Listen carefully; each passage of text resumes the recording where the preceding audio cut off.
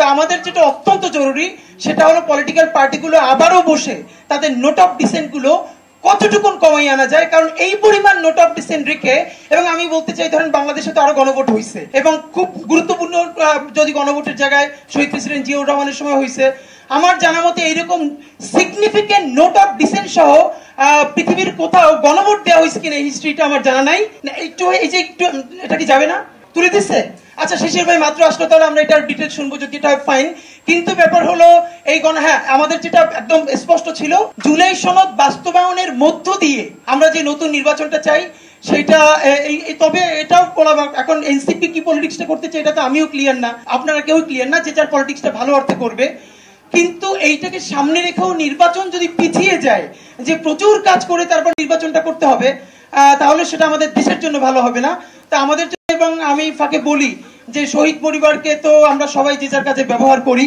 আজকে এখানে আমরা সবাই বসে আছি, সামনে অনেক শহীদ পরিবার আছেন, তাই সামনে শহীদ পরিবার যাদের কাপড় চোপড় দেখলে আপনি বুঝতে পারবেন যে আসলে তাদের জীবনে তো কোনো পরিবর্তন আসে নাই, এটা তো বোঝা যায়। তো তাদের জায়গা থেকে এম্পাওয়ার্ড হয়ে আমরা যে যার কাছ থেকে পলিটিক্সটা করি, কিন্তু একদম বেশি নেমো খারাপ না হই, সবাই তো কম বেশি নেমো খারাপ, আমরা বড় অর্থে নেমো খারাপ না হই।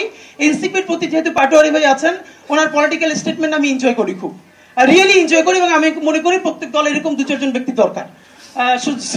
এনসিপি লাকি যে পাটোয়ারির মতো একটা ফিগার পাইছে।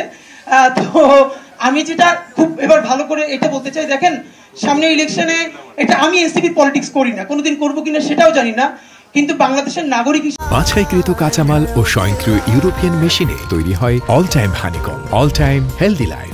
জুলাইয়ের একটা ছোট শরিক হিসেবে আমার ভীষণ চাওয়া যে এনসিপি এই জায়গাটা, মানে আগামী 5 বছরের ইলেকশনটা শুধু চিন্তা না করুক, এনসিপি আগামী 50 বছরের পলিটিক্সটা বাংলাদেশে করুক। মুশকিলটা হলো আজকে এখনো তার সাথে বিএনপির সাথে অথবা জামাতের সাথে পলিটিক্যাল অ্যালায়েন্স হয় নাই, কিন্তু এখন কয়েকদিন পরে বিএনপির সাথে হলে আমার কোনো আপত্তি নাই। কিন্তু আজকে জুলাই সনদের ব্যাপারে যে বোল্ড স্টেটমেন্ট সে দিতে পারছে বা দেওয়ার চেষ্টা করছে, সেই ইলেকশনের জোট হয়ে গেলে সে কি তখন সেটাই হবে, নাকি তারা যখন মকাই করে বলেছিল যে এটা সংস্কার কমিশন নাকি সালাউদ্দিন কমিশন, তো তারাও কি সালাউদ্দিন ভাইয়ের পকেটে ঢুকে যাবে কিনা? তা আমরা যে এনসিপি সালাউদ্দিন ভাইয়ের পকেটেও না ঢুকুক, জামাত ইসলামের পকেটেও না ঢুকুক, আগামী নির্বাচনে সে যদি একটাও না পায়, ভাই আগামী 5 বছরই শুধু বাংলাদেশের নির্বাচন না, বাংলাদেশ যতদিন টিকে থাকবে ইনশাল্লাহ এখানকার পলিটিক্সও টিকে থাকবে।